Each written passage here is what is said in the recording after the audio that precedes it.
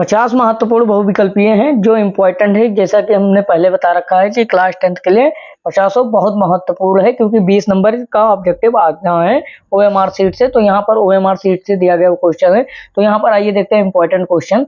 पहला है हमारा, शुक्ल युग की कला विधि क्या है? शुक्ल युग की कला विधि या समय सीमा क्या है? तो यहाँ पर 1919 ईस्वी से 1938 ईस्वी तक कला विधि शुक्ल युग की है, शुक्ल युग की है। फिर दूसरा क्वेश्चन है, शुक्ल युग के शासक, आलोचक एवं निबंधकार का नाम क्या है? मतलब शुक्ल युग के जो शासक, आलोचक एवं निबंधकार जो हैं महत्वपूर्ण वाले, उनका नाम क्या है? तो रामचंद्र शुक्ल जी है। क्या है? रामचंद्र शुक्ल जी।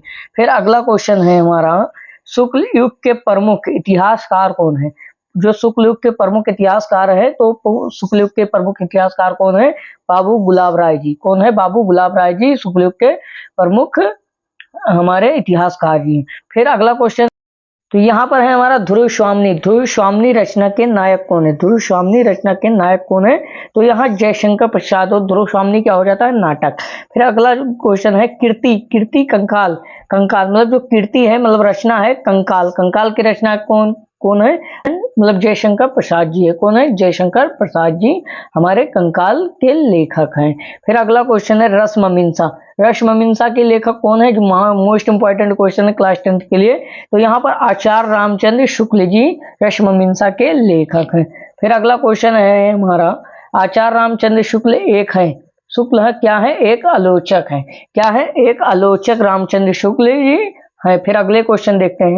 यहाँ पर हमारा इंपॉर्टेंट क्वेश्चन हो जाता है, शुक्ल युग के प्रसिद्ध उपन्यासकार कौन है? शुक्ल युग के प्रसिद्ध उपन्यासकार कौन से हैं? तो इंपॉर्टेंट यहाँ पर मोस्ट इंपॉर्टेंट है, तो भगवती चरण वर्मा जी शुक्ल युग के प्रसिद्ध उपन्यासकार हैं। फिर अगला क्वेश्चन है, उपन्यास है भले बिसरे चित्र के लेखक कौन है? तो यहाँ भगवती चरण वर्मा जी हैं। कौन है? भगवती चरण वर्मा जी भले बिसरे के चित्र के लेखक हैं। फिर अगला क्वेश्चन है, प्रसिद्ध आत्मकथा क्या भूलूं क्या याद करूं, इसके लेखक कौन है? तो क्या भूलूं क्या लिखूं, तो क्या भूलूं क्या याद करूं, इसके लेखक कौन है? हरिवंश राय बच्चन जी। क्या भूलूं क्या याद करूं, ये आत्मकथा रचना है। फिर अगला क्वेश्चन है, साहित्य और कला के रचनाकार कौन है? तो साहित्य और कला के भगवत शरण उपाध्याय जी है। कौन है? भगवत शरण उपाध्याय जी। फिर अगला क्वेश्चन है, शुक्लोत्तर युग के लेखक कौन है? तो यहाँ पर शुक्लोत्तर युग के लेखक धर्मवीर भारती जी हैं। फिर अगला क्वेश्चन है, नील का निर्माण। नील का निर्माण किसकी रचना, मतलब किस विधा की पर आधारित है? तो यहाँ पर आत्मकथा विधा पर आधारित है नील का निर्माण। फिर अगला क्वेश्चन देखते हैं, पर आ जाता है मोस्ट इंपॉर्टेंट क्वेश्चन हमारा, केशवदास काव्य धारा के कवि हैं। तो यहाँ पर केशवदास किस काव्य धारा के कवि है? तो यहाँ पर रीतिबुद्ध हो जाएगा। क्या हो जाएगा? रीतिबुद्ध हो जाएगा, काव्य धारा के कवि हैं। फिर रीति काल की रचना है रामचंद्रिका। रीति काल की रचना कौन सी है? तो यहाँ पर रामचंद्रिका हो जाएगा। फिर अगला क्वेश्चन है, निम्न में से छायावाद के दो प्रवृत्तियां मतलब विशेषताएं बतानी है। तो यहाँ पर हो जाएगा श्रृंगार रस और प्रेम भावना की वेदना और प्राकृत का मानवीकरण, मतलब प्राकृत के बारे में छायावादी में ज्यादा था और श्रृंगार और प्रेम वेदना ज्यादा था। फिर अगला क्वेश्चन है, आधुनिक काल की समय अवधि क्या है? आधुनिक काल की समय अवधि क्या है? तो 1843 ईस्वी से वर्तमान अब तक चल रहा है, क्योंकि ये आधुनिक काल है। कौन सा काल है? आधुनिक काल। फिर अगला क्वेश्चन, भारत तेंदु युग की विशेषता नहीं है। तो भारत तेंदु युग की विशेषता कौन सी नहीं है? तो यहाँ पर हो जाएगा काव्य भाषा के रूप में खड़ी बोली का प्रयोग। काव्य भाषा के रूप में खड़ी बोली का प्रयोग भारत तेंदु युग की विशेषता नहीं होगी।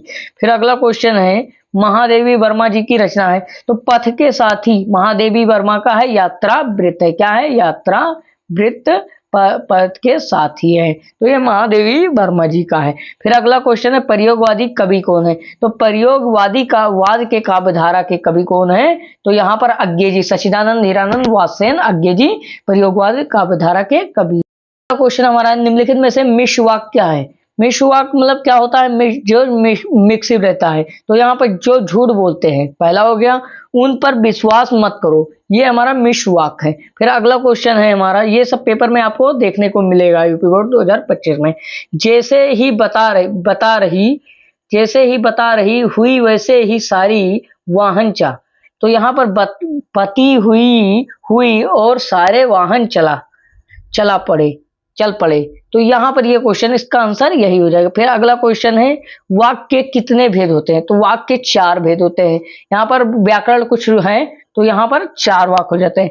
फिर चरण कमल बंदो हरिराई, तो ये किस अलंकार की रचना है? तो यहाँ पर हो जाएगा रूपक अलंकार चरण कमल बंदो हरिराई, ये किसका वो उदाहरण हो जाएगा? तो रूपक अलंकार का। फिर यहाँ पर अगला क्वेश्चन है पाओ जी मैनो राम रतन धन पायो, मैं कौन सा अलंकार है? तो यहाँ पर अलंकार यमक अलंकार हो जाएगा। तो यहाँ पर कौन सा अलंकार हो जाएगा? राम रतन धन पायो, राम रतन और धन दोनों पायो, तो इस यहाँ पर यमक अलंकार हो जाएगा।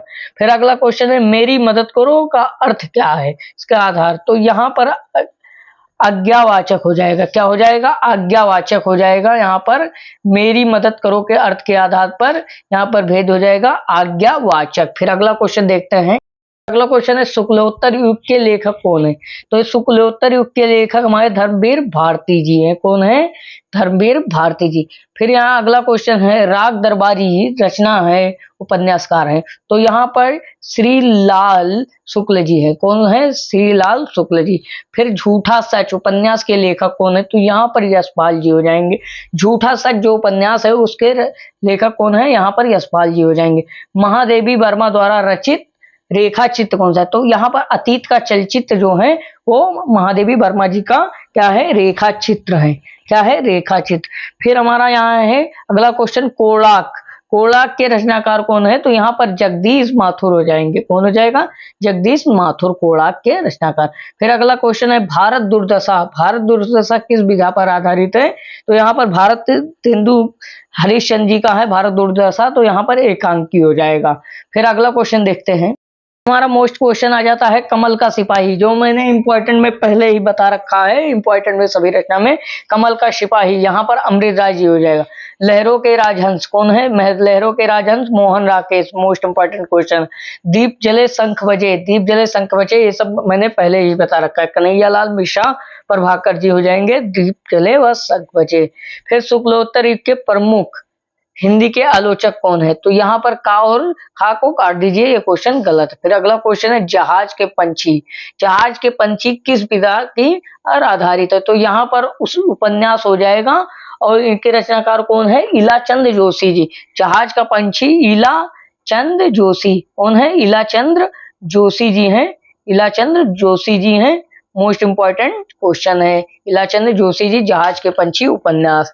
फिर अगला क्वेश्चन है ठूठा आम, ठूठा आम के रचयिता कौन है? तो यहाँ पर भगवत शरण उपाध्याय जी ठूठा आम के हो जाएंगे।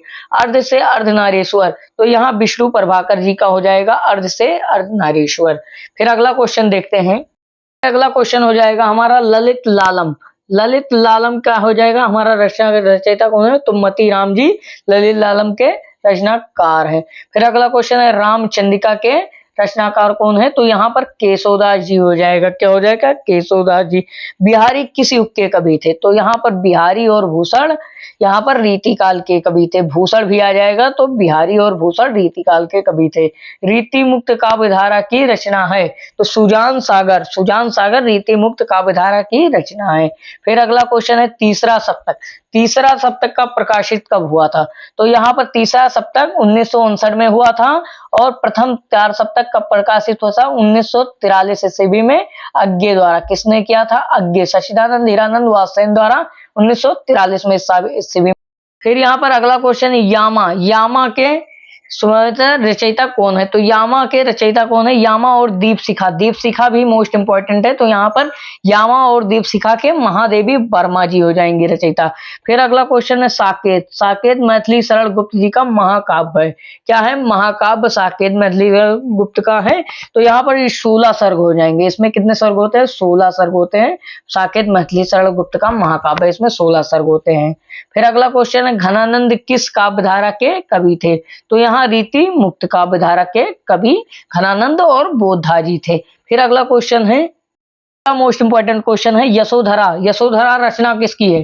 तो यशोधरा रचना जो है वो मैथिली शरण गुप्त जी की मोस्ट इंपॉर्टेंट क्वेश्चन है और यहाँ पर यशोधरा मैथिली शरण गुप्त जी का हो जाएगा। फिर अगला क्वेश्चन है लोकैतन, लोकैतन की रचनाकार सुमित्रानंदन पंत जी है। कौन है? सुमित्रानंदन पंत जी। इसी के साथ 2025 और 26 का पेपर बढ़िया इंपॉर्टेंट आपका मिल जाएगा यहीं से। आप 50 क्वेश्चन इसको तैयार कर लीजिए और इम्पोर्टेंट का सभी रचना तैयार कर लीजिए, आपका पूरा पेपर हल हो जाएगा, 20 नंबर आपको मिल जाएंगे आपके वाले।